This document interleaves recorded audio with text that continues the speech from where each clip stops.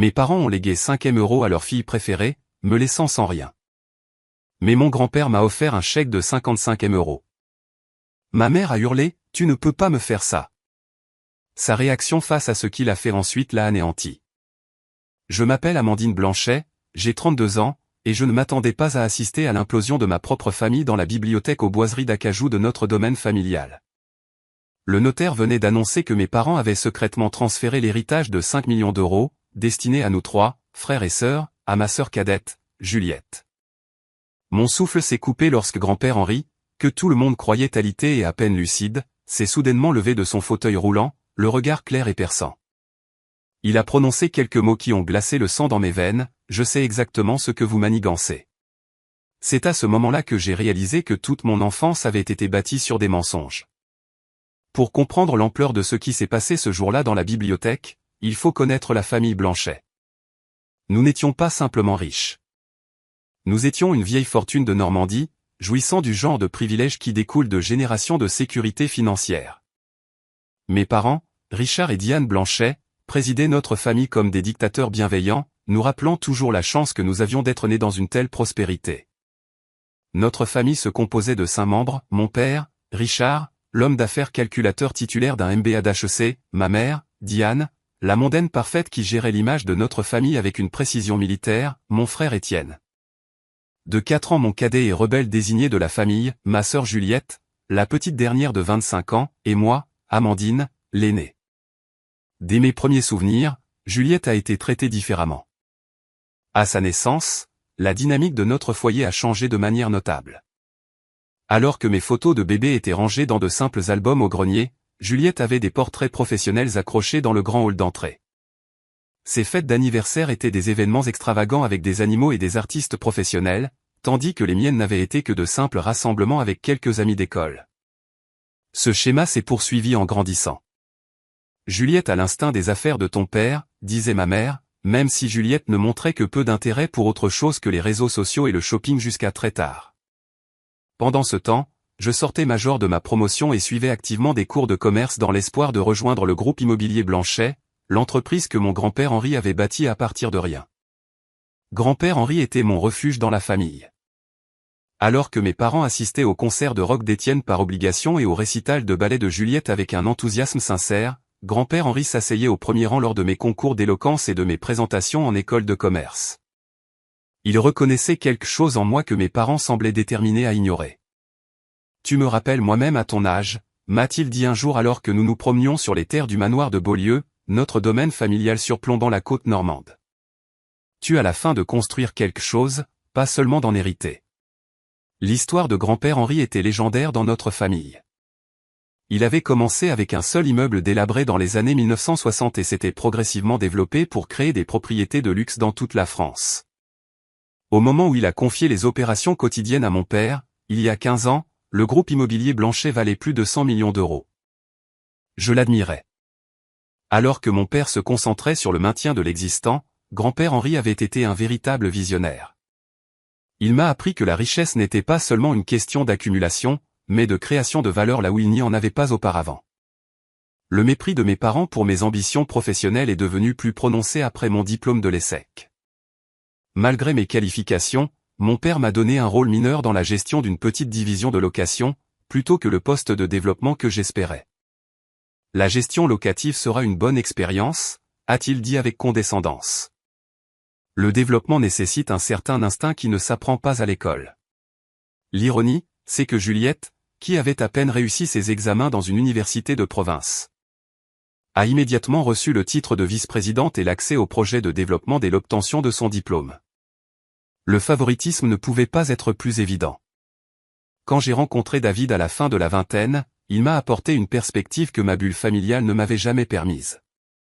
Professeur de lettres au lycée, passionné de littérature, David a immédiatement percé à jour la dynamique de la famille Blanchet. Il prépare Juliette pour quelque chose, a-t-il observé après notre 3e dîner de famille. Et il t'écarte délibérément. J'ai d'abord défendu mes parents, trouvant des excuses sur le fait que Juliette avait besoin de plus de soutien ou que peut-être il voyait en elle quelque chose que je ne pouvais pas reconnaître. Mais au fond, je savais que David avait raison. La question était, pourquoi ? Pourquoi mes parents favoriseraient-ils si manifestement leur plus jeune enfant alors que j'avais tout fait correctement? Lorsque David m'a demandé en mariage, la réaction de mes parents a été tiède, au mieux. Ma mère a organisé un modeste dîner de fiançailles au cercle privé. Rien à voir avec l'extravagance qui aurait été prévue si Juliette s'était fiancée à quelqu'un de leur cercle social. Un professeur?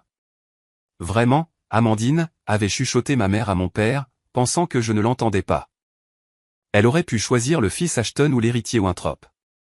David et moi nous sommes mariés quand même, achetant une modeste maison traditionnelle à 30 minutes du manoir de Beaulieu. J'ai continué à travailler pour l'entreprise familiale, essayant de prouver ma valeur malgré le plafond de verre que mes parents avaient installé au-dessus de moi. Pendant ce temps, Juliette voltigeait de département en département, recevant des éloges pour les réalisations les plus basiques. Alors que mes succès étaient considérés comme normaux, Étienne, pour sa part, ne voulait rien avoir à faire avec l'immobilier. Il poursuivait la musique avec une passion qui à la fois irritait et soulageait nos parents. Irrités parce que ce n'était pas la voie qu'ils avaient envisagée pour leur fils, mais soulagés parce que cela signifiait qu'ils ne rivalisaient pas pour le contrôle de l'empire familial.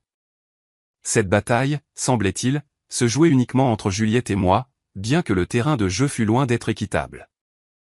À travers tout cela, grand-père Henri est resté mon champion. Il m'invitait régulièrement à déjeuner, posant des questions pointues sur l'entreprise et hochant la tête avec approbation à mes observations.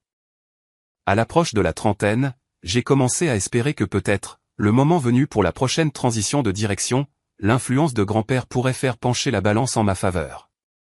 Malgré la préférence évidente de mes parents pour Juliette, j'étais loin de me douter qu'un jeu bien plus complexe se jouait en coulisses, un jeu qui finirait par exposer le cœur pourri au centre de la fortune Blanchet. 2 ans avant que tout ne s'effondre, la santé de grand-père Henri a commencé à décliner. Au début, c'était subtil, oublier des noms, égarer ses lunettes de lecture, raconter la même histoire 2 fois dans l'après-midi. Étant donné qu'il avait 84 ans, personne n'était particulièrement alarmé. L'âge finit par rattraper tout le monde. Mais au printemps suivant, son déclin s'est accéléré de façon spectaculaire. Il a quitté son aile du manoir de Beaulieu pour une suite spécialement équipée de matériel médical. Une infirmière à temps plein a été engagée et les visites familiales sont devenues des rendez-vous programmés plutôt que des passages impromptus. Malgré mon emploi du temps de plus en plus chargé, je prenais le temps de rendre visite à grand-père Henri au moins 2 fois par semaine. J'apportais des fleurs fraîches pour sa chambre et m'asseyais à son chevet, le tenant au courant des affaires, même si mes parents insistaient sur le fait qu'ils ne pouvaient plus suivre les conversations complexes. « Il trouve du réconfort dans ta voix », disait ma mère avec dédain, mais ne l'ennuie pas avec les affaires. Le docteur Reynaud dit que le stress pourrait aggraver son état. Il y avait des moments lors de ces visites où j'aurais pu jurer que grand-père était plus lucide que tout le monde ne le prétendait. Son regard s'aiguisait lorsque je mentionnais certaines propriétés ou transactions, et parfois il posait des questions étonnamment précises avant de retomber dans des politesses vagues. J'ai mentionné ces moments à mon père une fois, qui les a balayés comme étant le syndrome du crépuscule, des périodes temporaires de clarté courantes chez les patients atteints de démence. Alors que la santé de grand-père semblait s'aggraver, j'ai remarqué des changements importants dans l'entreprise familiale. Mon père a commencé à restructurer les départements, déplaçant des employés de confiance vers d'autres postes et faisant venir de nouveaux cadres de l'extérieur, chose que les Blanchet faisaient rarement. Lorsque j'ai questionné ces mouvements lors des réunions de direction, on m'a dit qu'il préparait l'avenir et que les changements avaient la bénédiction de grand-père Henri. Plus inquiétantes encore étaient les réunions à huis clos entre mes parents et Laurent Petit, l'avocat et notaire de longue date de la famille. 3 fois, je suis arrivé au manoir de Beaulieu pour visiter grand-père, seulement pour trouver maître Petit quittant le bureau avec des dossiers. Quand j'ai interrogé ma mère sur ces réunions, elle a vaguement mentionné la planification successorale et la garantie d'une transition en douceur. À cette époque, Juliette a soudainement développé un intérêt intense pour l'entreprise familiale. Après des années à traiter son titre de vice-présidente comme un simple prétexte pour avoir un bureau d'anglais et une carte de crédit d'entreprise, elle a commencé à assister à chaque réunion, prenant des notes et passant du temps avec les directeurs financiers. La transformation était déconcertante.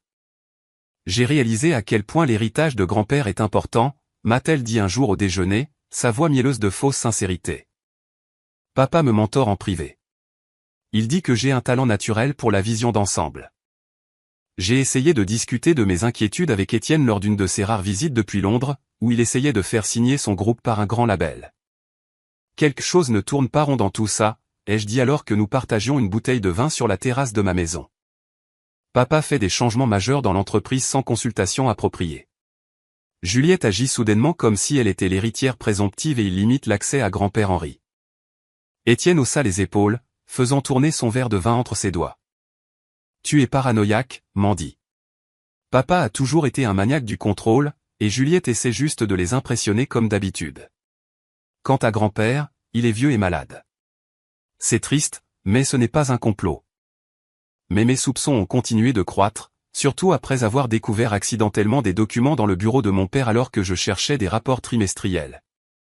Je n'avais pas l'intention d'espionner, mais le dossier étiqueté planification successorale, confidentiel était ouvert sur son bureau. À l'intérieur se trouvaient des projets de documents transférant des actifs importants des avoirs personnels de grand-père Henri directement à Juliette, contournant à la fois Étienne et moi. Lorsque mon père m'a trouvé en train de regarder les documents, son visage est devenu rouge de colère. Ce sont des affaires familiales privées, Amandine, a-t-il claqué en m'arrachant le dossier des mains. Des affaires familiales privées qui apparemment ne m'incluent pas, ai-je répliqué, ma voix plus tremblante que je ne le voulais. Ton grand-père et moi avons pris des décisions basées sur ce qui est le mieux pour l'avenir de l'entreprise, a-t-il dit froidement. Tout le monde n'a pas le tempérament adéquat pour la gestion de fortune. La conversation s'est arrêtée là, mais la tension entre nous a grandi dans les mois suivants. J'ai commencé à documenter tout ce que j'observais, changements dans la structure de l'entreprise, mouvements financiers inhabituels, le timing des réunions de mes parents avec Maître Petit. David pensait que je devenais obsessionnel, mais quelque chose au fond de moi me disait que ce qui se passait n'était pas juste. Le dernier Noël avant la lecture du testament a été particulièrement tendu. Nous nous sommes réunis au manoir de Beaulieu comme toujours, grand-père Henri ayant été descendu pour l'échange traditionnel de cadeaux. Il semblait particulièrement confus ce soir-là, reconnaissant à peine Étienne et appelant Juliette par mon nom à plusieurs reprises. Pourtant, alors que tout le monde était occupé avec le dessert, j'aurais juré l'avoir vu observer mon père avec une expression qui ne ressemblait en rien à de la confusion. Cela ressemblait à du calcul. Alors que nous partions ce soir-là, Juliette m'a prise à part avec une affection fraternelle inhabituelle. Tu devrais vraiment commencer à penser à ton avenir au-delà du groupe Blanchet, a-t-elle dit en me serrant le bras. Toi et David pourriez déménager n'importe où avec ton diplôme. N'as-tu jamais voulu essayer quelque chose de complètement différent? L'avertissement n'aurait pas pu être plus clair si elle l'avait écrit. Il prévoyait de m'éjecter, et il voulait que je parte sans faire de bruit. Ils étaient loin de se douter que la lecture du testament de grand-père Henri bouleverserait tous leurs plans soigneusement élaborés d'une manière qu'aucun de nous n'aurait pu imaginer. Le jour de la lecture du testament s'est levé clair et lumineux, le genre de matinée d'automne fraîche qui aurait normalement remonté mon moral. David m'a serré la main pour me rassurer alors que nous franchissions les grilles ornées du manoir de Beaulieu. Aucun de nous n'a exprimé à voix haute la crainte qu'aujourd'hui marque officiellement mon exclusion de l'entreprise familiale et peut-être de la fortune familiale tout entière. Quoi qu'il arrive, a dit David alors que nous nous garions à côté de la Bentley de mon père, nous avons l'un l'autre et nous avons une belle vie, peu importe ce que tes parents décident. La grande bibliothèque du manoir avait toujours été ma pièce préférée. 2 étages de livres reliés en cuir, une immense cheminée en pierre et des fenêtres du sol au plafond donnant sur la Manche créaient une atmosphère d'élégance intemporelle. Aujourd'hui, cependant, la pièce semblait étouffante. Mon père se tenait près de la cheminée, impérial dans un costume anthracite sur mesure. Ma mère était perchée sur un fauteuil bergère en cuir, ses cheveux blonds parfaitement coiffés, son expression d'une gravité appropriée. Juliette était assise à proximité, vêtue d'une robe noire coûteuse qui semblait calculée pour suggérer le deuil, bien que grand-père Henri fût bien vivant, quoique malade. Grand-père lui-même était là, ce qui m'a surprise. Amené par son infirmière, il était affaissé dans un fauteuil roulant spécialisé, une couverture écossaise sur les genoux. Malgré la chaleur de la pièce, sa présence autrefois imposante avait tellement diminué que j'en avais mal au cœur. Il semblait à peine enregistrer l'importance de la réunion. Étienne est arrivé en dernier, l'air mal à l'aise dans un costume qui n'allait pas tout à fait à sa carrure de musicien. Il m'a fait une brève accolade avant de prendre place aussi loin de nos parents que la disposition des sièges le permettait. Maître Laurent Petit s'est éclairci la voix et a ajusté ses lunettes à monture métallique. Merci à tous de vous être réunis aujourd'hui. Comme vous le savez, Henri a décidé, compte tenu de son état de santé, d'exécuter certains aspects de son plan successoral maintenant plutôt que d'attendre. Il pense que cela assurera une transition plus douce et lui permettra de voir ses vœux se réaliser de son vivant. Maître Petit a commencé à lire les dispositions légales standards, les nominations de dirigeants, les considérations fiscales, les legs caritatifs aux organisations préférées d'Henri. J'écoutais attentivement, attendant les détails qui impacteraient l'entreprise familiale. Concernant le groupe immobilier Blanchet, a poursuivi Petit, Henri a déjà transféré le contrôle opérationnel à Richard comme vous le savez tous. Cependant, les parts de propriété devaient être distribuées au décès d'Henri selon les pourcentages suivants, 40% à Richard, 20% à Amandine, 20% à Étienne et 20% à Juliette. Mon cœur s'est légèrement soulevé au mot devait. Au moins, grand-père avait initialement l'intention que nous partagions l'entreprise équitablement. Cependant, a dit Petit en ajustant à nouveau ses lunettes, dans le cadre du plan successoral révisé d'Henri exécuté il y a 3 mois, lorsqu'il a transféré la procuration à Richard, une distribution importante a déjà eu lieu. Petit a sorti un document de son dossier. Henri a fait don à Juliette Blanchet de 5 millions d'euros en liquidités et en biens immobiliers, y compris le développement de Cabourg, le complexe résidentiel de Deauville et la propriété de vacances de Biarritz. La pièce a commencé à tourner légèrement. C'était exactement les propriétés que je gérais depuis 5 ans, des propriétés qui étaient censées être divisées entre tous les petits-enfants. Et le développement de Cabourg n'était même pas encore terminé. C'était le projet dans lequel j'avais mis tout mon cœur, recherchant l'impact environnemental, travaillant avec les élus locaux et concevant une communauté mixte qui fournirait à la fois du luxe et des logements abordables. Ces actifs, a continué Petit, ont été retirés de la distribution successorale et sont désormais la propriété exclusive de Juliette Blanchet. Ce n'est pas possible, ai-je dit, ma voix semblant lointaine à mes propres oreilles. Ces propriétés étaient spécifiquement mentionnées dans le plan successoral original de grand-père comme devant être divisées entre nous tous. Mon père s'est avancé, son expression un mélange répété de sympathie et de fermeté. Amandine, ton grand-père et moi en avons discuté longuement. La réalité est que Juliette a fait preuve d'un sens des affaires exceptionnel au cours de la dernière année. De plus, avec toi et David ayant des carrières établies et Étienne poursuivant sa musique, Juliette a simplement de plus grands besoins financiers à ce stade. De plus grands besoins financiers, a répété Étienne, incrédule, s'impliquant enfin dans les débats. Elle vit dans un pantouse payé par l'entreprise et n'a jamais travaillé un seul jour de sa vie en dehors du poste confortable que vous lui avez donné. Le visage de Juliette est devenu rouge de colère. Ce n'est pas juste. J'ai travaillé étroitement avec papa sur des projets majeurs. Ce n'est pas parce que je ne diffuse pas chaque petite réussite comme Amandine que je ne l'ai pas mérité. Mérité ? Je n'ai pas pu m'empêcher de rire, bien qu'il n'y ait eu aucun humour là-dedans. Juliette, tu ne pouvais même pas expliquer comment fonctionne un taux de capitalisation l'année dernière et soudainement tu as mérité 5 millions d'actifs ? Ma mère est intervenue, sa voix portant ce ton d'avertissement que j'avais entendu toute mon enfance. Amandine, c'est exactement le genre de réaction qui inquiétait ton grand-père. Cette compétitivité, cette incapacité à être heureuse pour le succès de ta sœur. Succès ? Je me suis levé, le sang battant dans mes oreilles. Quel succès ? Qu'a-t-elle réellement accompli à paraître votre préféré ? Maître Petit a maladroitement mélangé ses papiers. Peut-être devrions-nous faire une brève pause. Non, les jeux coupés en me dirigeant vers son bureau. Je veux voir les documents de transfert maintenant. Après un moment d'hésitation et un signe de tête de mon père, Petit m'a tendu la paperasse. C'était là, noir sur blanc. La signature de mon père en tant que mandataire autorisant le transfert d'actifs qui nous était destiné à tous, à Juliette seule.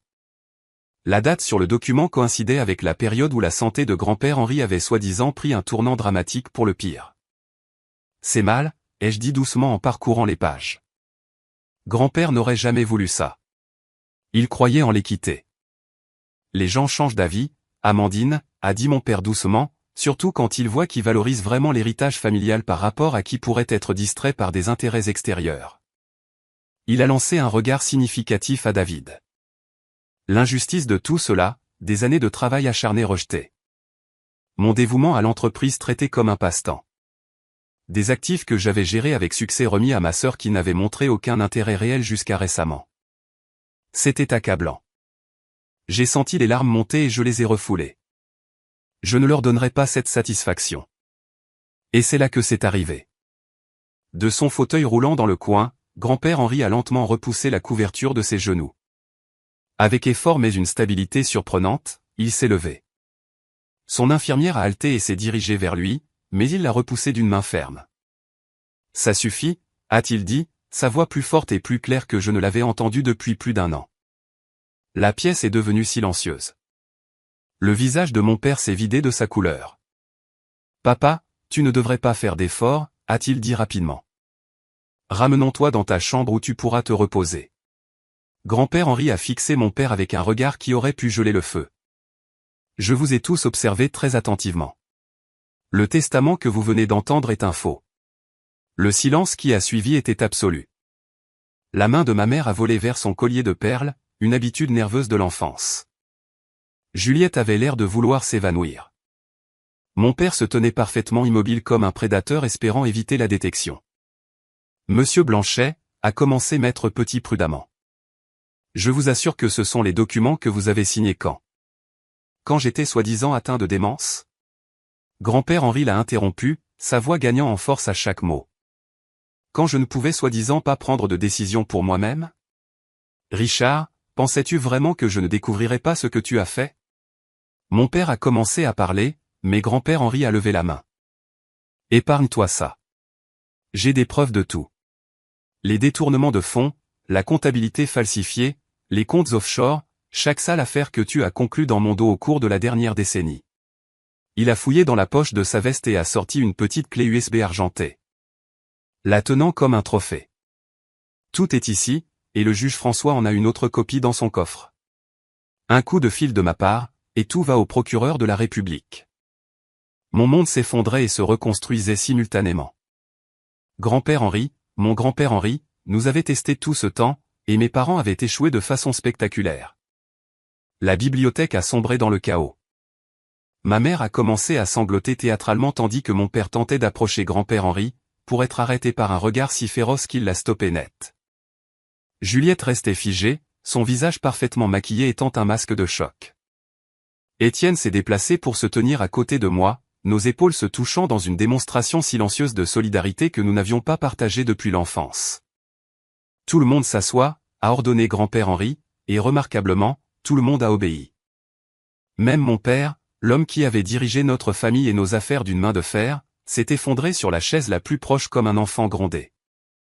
Je vais commencer par le début, a dit grand-père, se déplaçant avec une agilité surprenante pour prendre le siège en bout de la longue table de la bibliothèque, sa place traditionnelle lors des réunions de famille. Il y a 14 mois, j'ai commencé à remarquer des irrégularités dans les rapports financiers trimestriels. Des propriétés qui auraient dû générer des revenus substantiels montraient des rendements minimes. Les coûts de développement pour les nouveaux projets étaient inexplicablement gonflés. L'argent circulait dans nos comptes selon des schémas qui n'avaient aucun sens pour une entreprise légitime. Il a regardé directement mon père. Au début, je pensais que tu prenais simplement de mauvaises décisions. Mais Thomas François, vous vous souvenez de mon vieil ami devenu juge? Il a suggéré que quelque chose de plus préoccupant pourrait se passer. Le visage de mon père était passé de pâle à cendré. Le juge François était l'ami de grand-père depuis plus de 50 ans et était connu pour son expertise en matière de crimes financiers.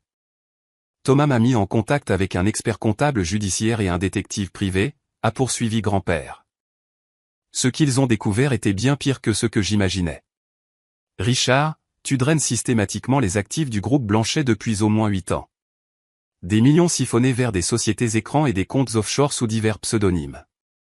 Ma mère a retrouvé sa voix, bien qu'elle tremble d'émotion ou de calcul, impossible de dire lequel. Henri, tu es confus. Richard a fait croître la valeur officielle de l'entreprise. Les rapports annuels montrent clairement. Les rapports annuels montrent ce que Richard voulait qu'ils montrent, l'a coupé grand-père. Les vrais chiffres racontent une autre histoire. Nous devrions valoir près du double de ce que nous sommes sur le papier. Il s'est tourné vers Petit, qui avait l'air profondément mal à l'aise. Laurent, je suis déçu par toi. Tu as dû soupçonner que quelque chose n'allait pas avec ces documents que j'ai soi-disant signés. Petit a dégluti difficilement. Monsieur Blanchet, on m'a assuré que vous aviez des périodes de lucidité lorsque des décisions majeures ont été prises. Compte tenu de vos rapports médicaux. Des rapports médicaux qui ont été exagérés par des spécialistes qui ont mystérieusement reçu d'importants dons pour leur fondation de recherche de sources anonymes, a relevé grand-père en haussant un sourcil. Ces rapports médicaux. Mon esprit s'emballait, reliant des points qui flottaient déconnectés depuis des années. L'accès restreint à grand-père, les nouveaux médecins, les changements soudains dans la structure de l'entreprise. Donc, tu as fait semblant tout ce temps, ai-je demandé, luttant encore pour concilier l'homme vif et stratégique devant moi avec le grand-père brumeux et confus que j'avais visité. L'expression de grand-père s'est adoucie en me regardant. Pas entièrement semblant, Amandine. J'ai 84 ans. J'ai quelques défis cognitifs, mais rien de comparable à ce qu'ils ont fait croire à tout le monde. Elle a souri légèrement. J'ai pris soin de paraître plus diminué quand certaines personnes regardaient. Il s'est retourné vers mon père. J'avais besoin de savoir jusqu'où tu irais. T'arrêterais-tu à falsifier les comptes ou essaierais-tu de manipuler mes dernières volontés aussi? Alors, j'ai créé le test parfait. J'ai fait semblant de décliner plus rapidement. Je t'ai laissé croire que tu avais le contrôle. Mon père a finalement parlé, son calme d'homme d'affaires partiellement restauré. Papa, c'est ridicule. J'ai fait quelques manœuvres fiscales agressives, certes, mais rien d'illégal. Quant au testament, toi et moi avons discuté des changements. Tu étais d'accord, Juliette montrait du potentiel. Richard, arrête. La voix de grand-père était calme, mais tranchante comme un couteau. Le jeu est terminé. Mon enquêteur a documenté des transferts totalisant 27 millions d'euros vers des comptes qui remontent finalement à toi et Diane, pas à l'entreprise, pas au fiducie familial, à votre contrôle personnel. Il a fait signe à son infirmière, qui a quitté la pièce brièvement et est revenu avec un homme âgé distingué que je ne reconnaissais pas. Voici Michel Dubois, ancien spécialiste des crimes financiers à la police judiciaire. Il monte le dossier depuis près d'1 an.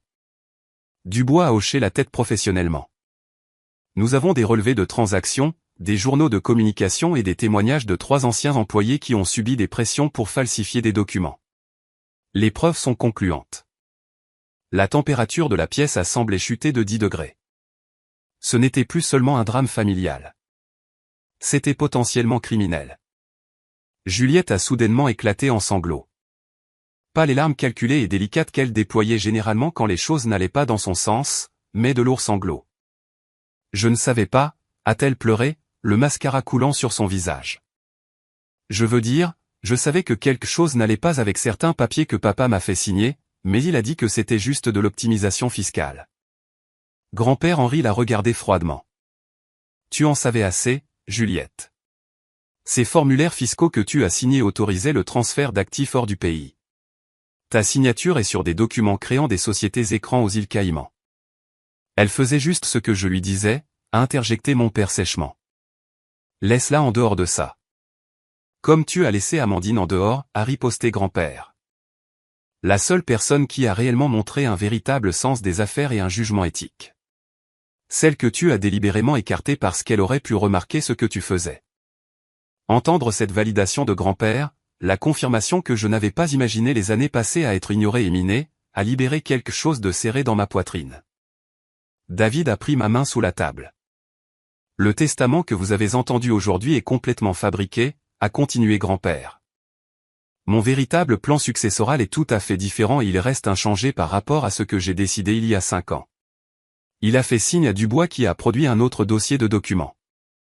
Le groupe Blanchet sera placé dans une fiducie familiale, a expliqué grand-père. Amandine servira de fiduciaire principale avec Étienne comme fiduciaire secondaire. Les décisions opérationnelles nécessiteront l'approbation des deux. Richard et Diane, vous êtes démis de toute fonction de direction, avec effet immédiat. Mes parents ont regardé dans un silence stupéfait.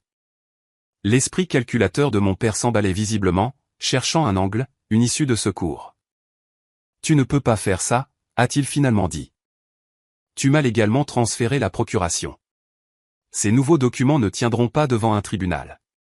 Une procuration obtenue par fraude et fausse déclaration de ma capacité mentale?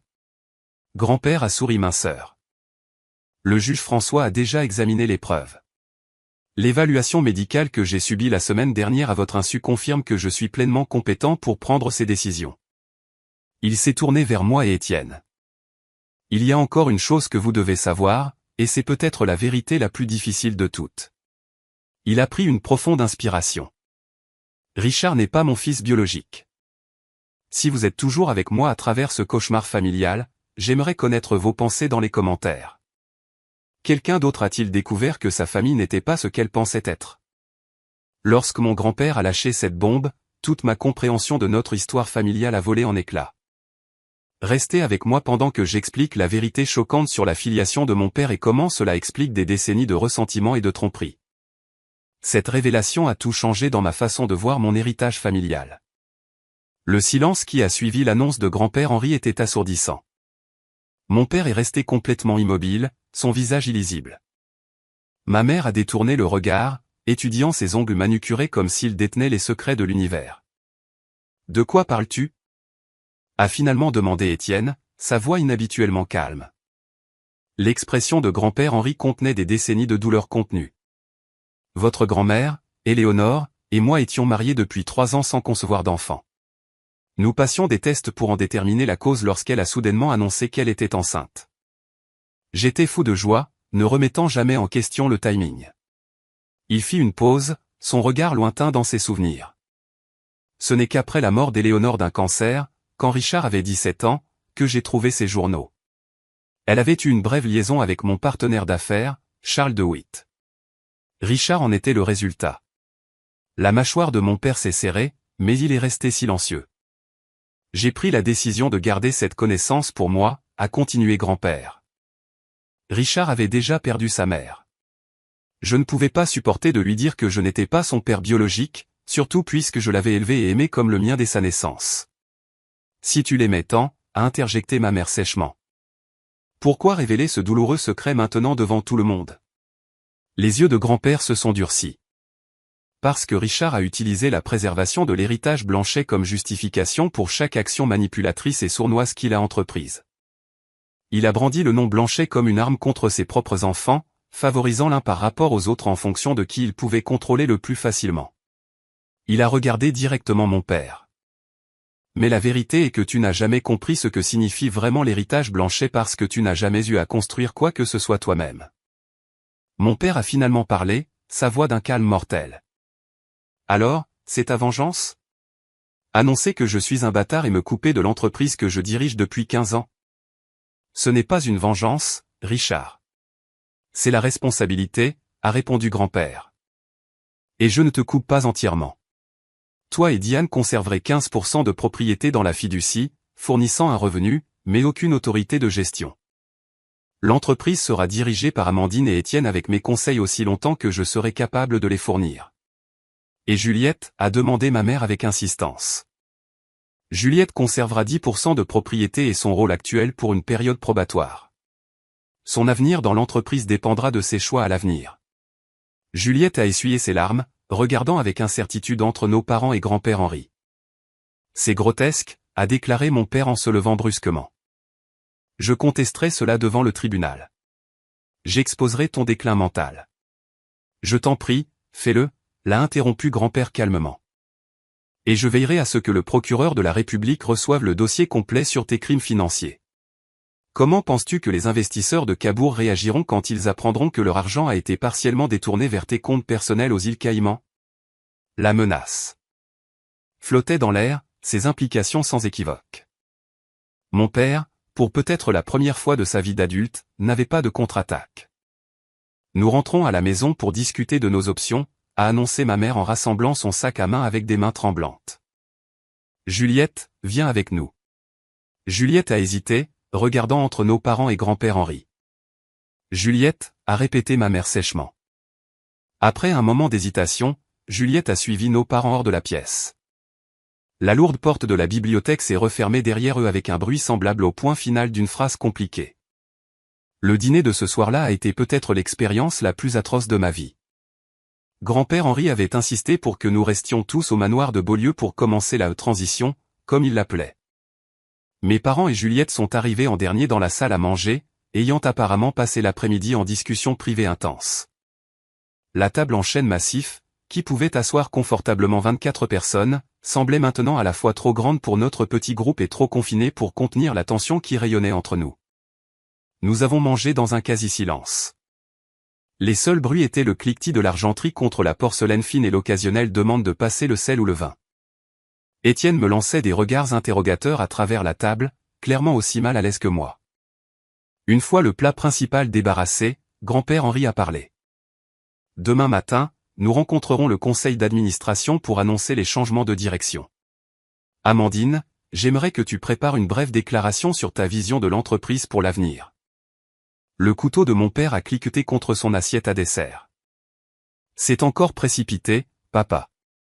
Le conseil travaille avec moi depuis des années. Ils n'accepteront pas simplement qu'Amandine intervienne sans poser de questions. Ils le feront. Ils comprennent que l'alternative est un scandale public et de potentielles accusations criminelles, a répondu grand-père d'un ton égal. Plus tard dans la soirée, Étienne m'a trouvé dans le kiosque du jardin, où je m'étais retiré pour appeler David et traiter les révélations de la journée. Il s'est assis à côté de moi sur le banc rembourré, regardant les étoiles visibles à travers le toit en verre du kiosque. Alors, a-t-il dit après un moment, apparemment, nous sommes partenaires d'affaires maintenant. Malgré tout, j'ai ri. Apparemment. Je ne connais rien au développement immobilier, a-t-il admis. Tu en sais plus que tu ne le penses. Et tu as un bon instinct pour les gens, ce qui est la moitié de la bataille. Je me suis tourné pour le regarder. Ça te va tout ça? Tu as toujours été clair sur le fait de vouloir ta propre voie.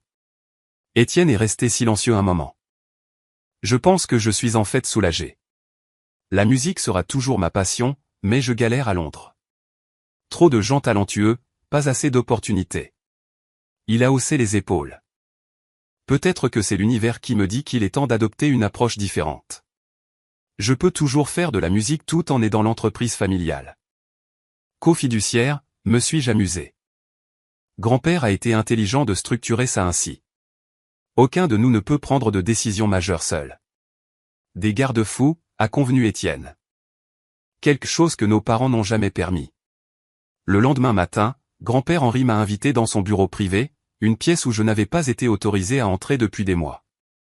Contrairement à l'imposante bibliothèque, cet espace était intime et personnel, avec des fauteuils en cuir usé et des murs tapissés de photos de famille plutôt que de tomes juridiques reliés.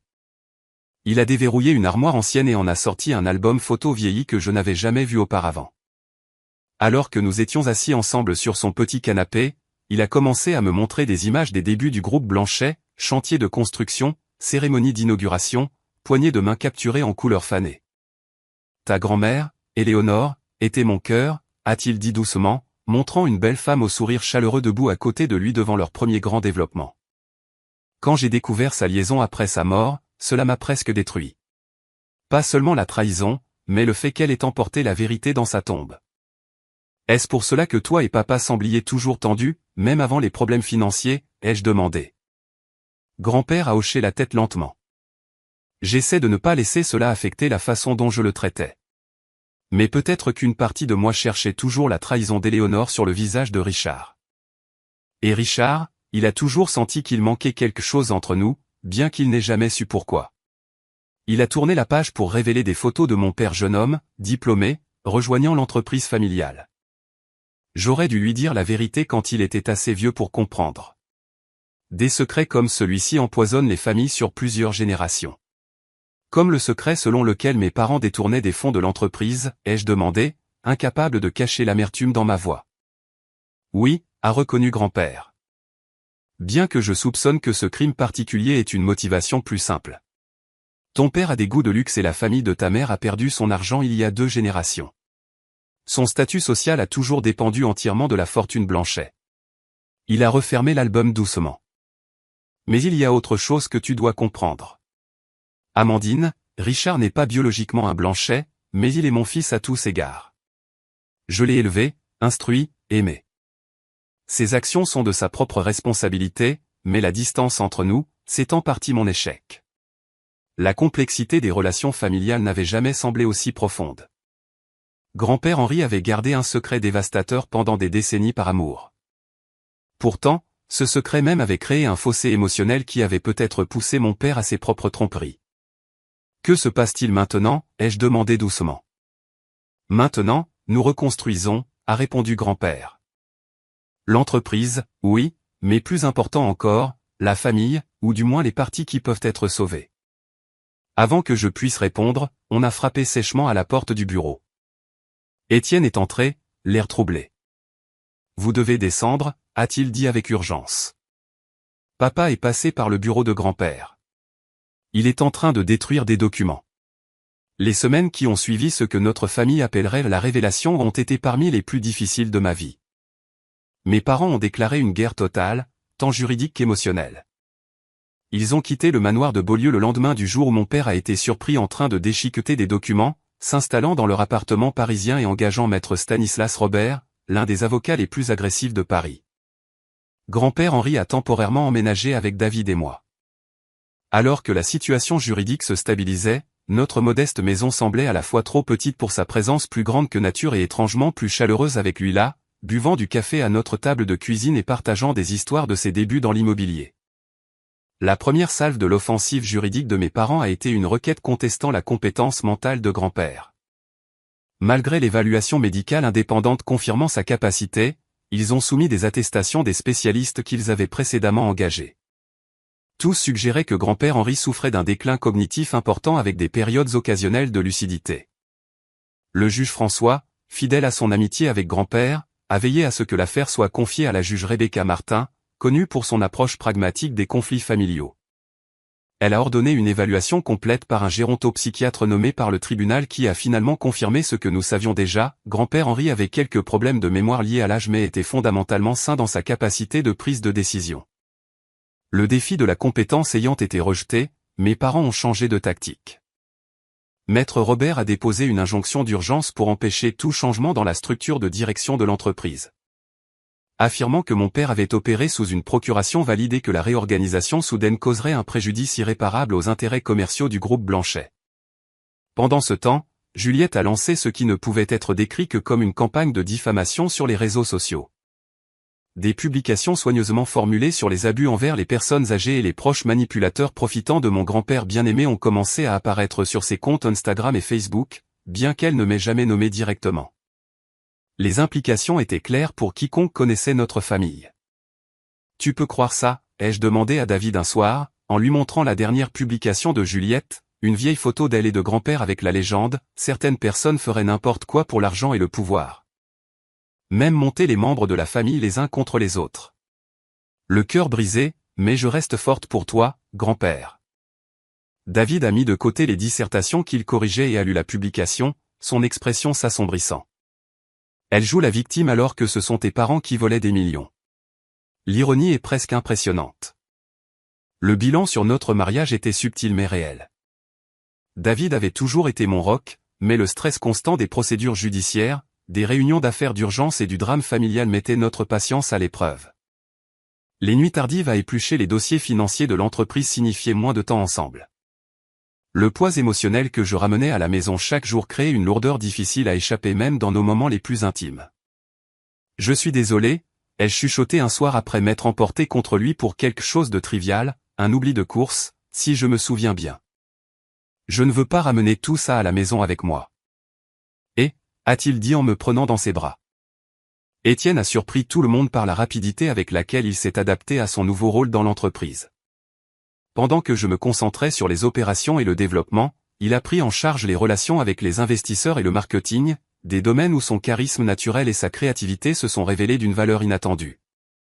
Il est revenu de Londres, prenant un appartement près du bureau et se jetant dans l'apprentissage du métier avec un enthousiasme que je ne l'avais jamais vu diriger vers autre chose que la musique. Il s'avère que je suis plutôt bon pour ce truc d'entreprise, m'a-t-il dit au déjeuner à la cafétéria de l'entreprise environ un mois après la révélation. Qui aurait cru qu'expliquer des investissements immobiliers complexes à des investisseurs nerveux n'était pas si différent de convaincre des patrons de clubs de programmer un groupe inconnu. Son soutien est devenu encore plus crucial lorsque les audiences du tribunal ont commencé pour de bon. L'injonction préliminaire avait été refusée, mais l'avocat de mes parents avait intenté un procès plus substantiel contestant le nouvel arrangement de la fiducie sur de multiples motifs. Chaque audience signifiait plus de secrets de famille exposés dans l'environnement stérile du tribunal, avec des greffiers transcrivant sans passion chaque détail douloureux. La réaction de la communauté au drame de la famille Blanchet qui se déroulait était mitigée. Certains associés de longue date ont pris leur distance, mal à l'aise avec les allégations d'irrégularité financière. D'autres, en particulier ceux qui avaient fait l'expérience directe des tactiques commerciales impitoyables de mon père, semblaient presque vengés par sa chute. La famille élargie a choisi son camp, la plupart des parents de ma mère soutenant de manière prévisible mes parents, tandis que les quelques parents survivants de grand-père Henri se sont ralliés derrière lui. Les rassemblements de vacances, autrefois obligatoires, sinon particulièrement chaleureux, étaient désormais complètement fracturés avec des invitations concurrentes et des absences marquées. À travers tout cela, grand-père Henri a maintenu une dignité tout simplement remarquable. Malgré l'exposition publique de l'infidélité de sa femme, de la trahison de son fils et de sa propre décision de cacher la vérité pendant des décennies, il n'a jamais montré d'embarras ou de ressentiment. Il a témoigné quand c'était nécessaire, a répondu honnêtement aux questions et a refusé de s'engager dans le genre de boue émotionnelle que mes parents avaient embrassé. La vérité n'a pas besoin d'embellissement ou de colère défensive, m'a-t-il dit un soir alors que nous examinions les documents de l'affaire à ma table de salle à manger. Elle a simplement besoin d'être énoncée clairement et avec constance. Environ 6 semaines après le début des procédures judiciaires, je travaillais tard au bureau lorsque j'ai reçu un SMS d'un numéro inconnu. C'était une photo d'une page de journal intime avec l'écriture distinctive de ma mère datée de près de 30 ans plus tôt. Henri m'a coincé aujourd'hui à propos des chiffres du projet de Cabourg. Il soupçonne que quelque chose cloche, mais ne réalise pas encore à quel point c'est profond ni depuis combien de temps Richard ajuste les comptes. Je l'ai convaincu que c'était une erreur comptable. Il me fait encore confiance, bien que moins qu'avant. Richard dit que nous devons accélérer le plan. J'ai peur de ce que cela signifie. Le message suivant la photo disait simplement « Il y en a d'autres d'où ça vient. Retrouvez-moi au parc de Saint-Cloud, sur le banc près de la Grande Cascade. Demain, 14h. Venez seul. » J'ai fixé mon téléphone, le cœur battant. C'était la preuve que la manipulation financière durait depuis bien plus longtemps que même grand-père ne le soupçonnait, mais cela pouvait aussi être un piège. Après avoir consulté nos avocats et grand-père Henri, j'ai accepté la rencontre avec des précautions. Étienne serait à proximité, observant à distance, et notre détective privé serait positionné avec une vue dégagée sur la zone. Le lendemain, enveloppé dans un manteau de laine contre le froid de novembre, je me suis assise sur le banc désigné. À exactement 14 heures, une silhouette en veste à capuche s'est approchée et s'est assise à côté de moi. Lorsqu'elle a baissé sa capuche, j'ai été choqué de voir l'assistante personnelle de ma mère, Greta, une femme qui travaillait pour notre famille depuis plus de 20 ans. Je n'ai pas beaucoup de temps, a-t-elle dit, son accent allemand plus prononcé que d'habitude, suggérant le stress. Votre mère me licencierait immédiatement si elle savait que j'étais ici. Pourquoi faites-vous cela, ai-je demandé. Greta a regardé au loin, son profil net contre le ciel gris. J'ai respecté votre grand-père Henri pendant de nombreuses années. Ce que font vos parents, ce n'est pas juste. J'ai regardé, je n'ai rien dit pendant trop longtemps. Elle m'a tendu un petit paquet enveloppé dans du papier brun ordinaire. Les journaux de votre mère. 3 d'entre eux couvrant 25 ans. Elle pense qu'ils sont enfermés dans son coffre personnel, mais j'ai des doubles de ses clés pour les urgences. Elle s'est levée brusquement. Je n'ai jamais été ici. Vous ne m'avez jamais vu. Avant que je puisse la remercier, elle marchait d'un pas vif, disparaissant parmi les autres visiteurs du parc. Les journaux se sont révélés explosifs. Ma mère avait méticuleusement documenté des années de manipulation financière, commençant petit mais devenant de plus en plus effrontée à mesure que mon père gagnait plus de contrôle sur l'entreprise. Il y avait des références à des comptes offshore, des projections falsifiées et même des cas de fraude pure et simple dans les relations avec les investisseurs. Plus douloureuses étaient les références désinvoltes à moi et mes frères et sœurs. Étienne était rejeté comme désespéré ou pour les affaires. J'étais décrite comme trop attachée aux principes pour son propre bien, tout comme Henri. Et Juliette était caractérisée comme parfaitement malléable. Elle signera tout ce que Richard mettra devant elle tant qu'elle aura son argent de poche et de l'attention. Lorsque nos avocats ont présenté les journaux au tribunal, la juge a ordonné une authentification médico-légale. Une fois vérifiés comme authentiques, ils ont effectivement démoli le dossier de mes parents. La preuve de crime financier délibéré à long terme était accablante. Pourtant, même si nous semblions gagner la bataille juridique, une réalité plus inquiétante a émergé. En travaillant avec des experts comptables judiciaires, nous avons découvert que plus de 2 millions d'euros avaient simplement disparu, transférés à travers tant de sociétés écrans et de façades que les tracer devenaient presque impossibles. L'argent s'était effectivement volatilisé dans la toile complexe de la Banque internationale. Après une journée particulièrement épuisante d'investigation financière, je suis rentré chez moi pour trouver David qui m'attendait avec une bonne bouteille de vin et des plats à emporter de notre restaurant italien préféré. Tu as besoin d'une pause, a-t-il dit fermement, prenant ma mallette et la mettant de côté. Juste une soirée sans le drame de la famille Blanchet. Nous étions à mi-chemin du dîner lorsque mon téléphone a sonné. Voyant le numéro d'Étienne, j'ai répondu en m'excusant. Mandy, a-t-il dit, sa voix serrée par l'émotion. Papa vient de m'appeler. Il veut me voir demain. Juste lui et moi. Qu'est-ce que tu lui as dit, ai-je demandé en posant mon verre de vin. J'ai dit que j'y réfléchirais. Étienne fit une pause. Je pense que je devrais y aller. Peut-être qu'il est enfin prêt à s'expliquer. Ou peut-être qu'il essaie de nous diviser, ai-je répliqué. Ça a toujours été leur stratégie. Nous monter les uns contre les autres. Je sais, mais... Étienne a soupiré. C'est quand même notre père, Mandy. Biologique ou non. Tu ne veux pas comprendre pourquoi il a fait tout ça? La question m'a frappé plus fort que je ne l'imaginais. Est-ce que je voulais comprendre? Une partie de moi ne voulait que la justice, des conséquences, tourner la page. Mais une autre partie, la fille qui avait autrefois adoré son père malgré ses défauts, voulait désespérément des explications qui pourraient donner un sens à la trahison. La rencontre n'a jamais eu lieu. Le lendemain matin, nous avons appris que mon père était monté à bord d'un jet privé à destination d'un pays sans traité d'extradition avec la France. Ma mère a prétendu ignorer ses plans lorsqu'elle a été interrogée par les autorités, bien que peu l'ait cru. L'enquête officielle sur les finances du groupe Blanchet passait maintenant du domaine civil au pénal, la brigade financière s'intéressant directement à l'affaire. Au milieu de ce chaos, un petit miracle s'est produit. Lors d'un rendez-vous médical de routine, j'ai découvert que j'étais enceinte de 8 semaines. David et moi essayions depuis près d'un an, et le timing semblait à la fois terrible et parfait. Une nouvelle vie émergeant des cendres de la destruction familiale. Quand j'ai annoncé la nouvelle à grand-père Henri, ses yeux se sont remplis de larmes. Les premières que je voyais depuis le début de toute cette épreuve. La vie continue, a-t-il dit simplement, plaçant sa main usée sur la mienne. C'est toute sa beauté. Un an après le jour où grand-père Henri s'est levé dans la bibliothèque et a tout changé, nous nous sommes réunis à nouveau au manoir de Beaulieu, non pas pour une lecture ou une procédure judiciaire, mais pour un autre type de réunion de famille. La grande maison semblait différente maintenant. Nous avions retiré certaines des œuvres d'art les plus ostentatoires que ma mère affectionnait et ouvert des pièces qui étaient restées fermées depuis longtemps, laissant entrer la lumière dans des espaces qui avaient été dans l'ombre pendant des années. Mon père était toujours à l'étranger, vivant apparemment dans une villa dans un pays connu pour abriter de riches fugitifs. Les autorités avaient gelé bon nombre de ses actifs connus, mais nous soupçonnions tous qu'il avait planifié sa fuite avec soin, avec des ressources cachées là où elles ne pouvaient pas être facilement tracées. Ma mère avait négocié un accord avec le procureur, acceptant de coopérer en échange d'éviter la prison. Elle vivait maintenant dans un appartement modeste, toute prétention de prééminence sociale abandonnée. La transformation la plus surprenante a été celle de Juliette.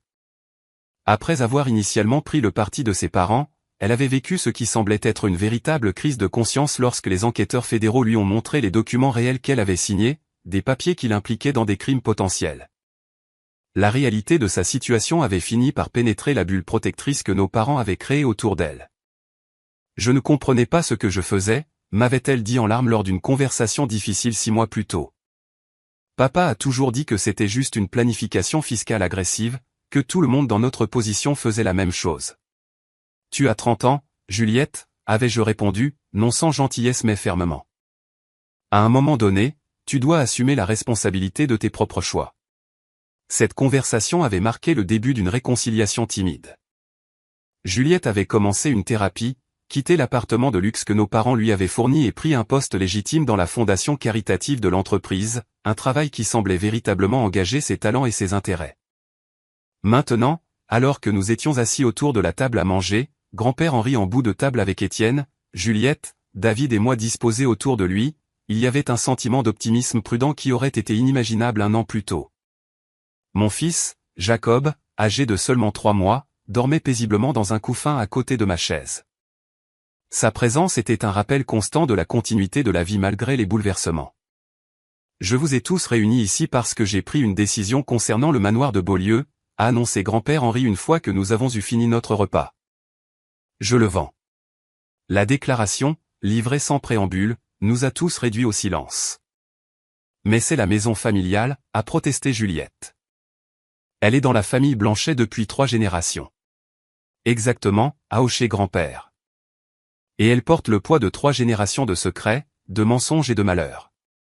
Cette maison nous a tous façonnés, et pas toujours pour le meilleur. Il a regardé autour de la table, son regard s'attardant sur chacun de nous. L'héritage Blanchet n'est pas cette maison ni même une entreprise. C'est ce que nous construisons ensemble pour l'avenir. Et je pense que nous avons besoin d'un terrain neuf pour construire. Au dessert, il a dévoilé les plans architecturaux de 3 propriétés adjacentes sur un magnifique terrain surplombant le même lac, mais depuis la rive opposée. 3 maisons. Une pour grand-père Henri, une pour David, moi et notre famille grandissante, et une pour Étienne, qui s'était récemment fiancé à une brillante avocate en environnement rencontrée grâce aux initiatives de développement durable de l'entreprise. Et moi, a demandé Juliette doucement quand elle a remarqué qu'il n'y avait que 3 maisons prévues. Grand-père Henri l'a regardé pensivement. Cela dépend de toi, Juliette. Ta période probatoire avec la fondation se termine le mois prochain. Les rapports que j'ai reçus suggèrent que tu as trouvé ta vocation là-bas. Si tu choisis de rester avec la famille et de continuer sur ta voie actuelle, nous construirons une 4e maison. Ou peut-être préférerais-tu ton propre espace ailleurs. Le choix t'appartient. Juliette a hoché la tête lentement, les larmes aux yeux. J'aimerais rester près de Jacob. Je veux être une vraie tante pour lui. Pas le genre de tante que notre mère était pour nos cousins, envoyant des cadeaux coûteux mais jamais vraiment présente. L'entreprise s'était stabilisée sous notre direction conjointe. Le groupe Blanchet avait traversé le scandale avec remarquablement peu de dommages permanents, en grande partie grâce à notre transparence avec les investisseurs et les partenaires sur ce qui s'était passé et les changements que nous avions mis en œuvre pour éviter des problèmes similaires à l'avenir. Nous avions réduit certaines opérations, vendu des propriétés qui avaient des associations douloureuses et nous nous étions recentrés sur le type de développement orienté vers la communauté qui avait été la passion originale de grand-père Henri. Étienne avait trouvé un épanouissement inattendu dans son rôle commercial, bien qu'il jouât encore de la musique le week-end dans un club de jazz local. David avait continué à enseigner, mais avait réduit son emploi du temps pour être plus présent pour Jacob et pour me soutenir à travers les transitions en cours. Et j'avais découvert des forces que je ne soupçonnais pas posséder, une capacité à prendre des décisions difficiles, à diriger à travers la crise, à reconstruire ce qui avait été brisé. Plus tard ce soir-là, alors que nous étions sur la terrasse surplombant l'eau, grand-père Henri et moi avons regardé le coucher de soleil peindre le paysage de nuances d'or et de pourpre. « Regrettes-tu, lui ai-je demandé, d'avoir tout révélé ? Il aurait été plus facile de laisser faire pour préserver l'image de la famille. » Il a considéré la question, ses mains usées reposant sur la balustrade en pierre. Plus facile à court terme peut-être, mais les secrets ne disparaissent pas. Ils métastasent. La malhonnêteté de ton père a grandi sur le terreau de ma propre tromperie concernant sa filiation. Les manipulations de ta mère ont prospéré dans les ombres que nous avons tous accepté de ne pas éclairer. Il secoua la tête. Non, Amandine. La vérité vaut toujours la douleur qu'elle cause. Il a jeté un coup d'œil vers la maison où David montrait à Étienne comment tenir correctement Jacob. D'ailleurs, regarde ce qui a émergé des décombres. Quelque chose d'authentique, quelque chose avec des fondations bâties sur l'honnêteté plutôt que sur les apparences. Le printemps suivant, nous avons commencé les travaux sur les nouvelles propriétés. La cérémonie était simple, juste nous 5 et Jacob, qui rampait maintenant et babillait avec excitation. Juliette avait gagné sa place dans le cercle familial, son travail avec la fondation montrant une véritable promesse et sa relation avec Étienne et moi guérissant lentement mais sûrement.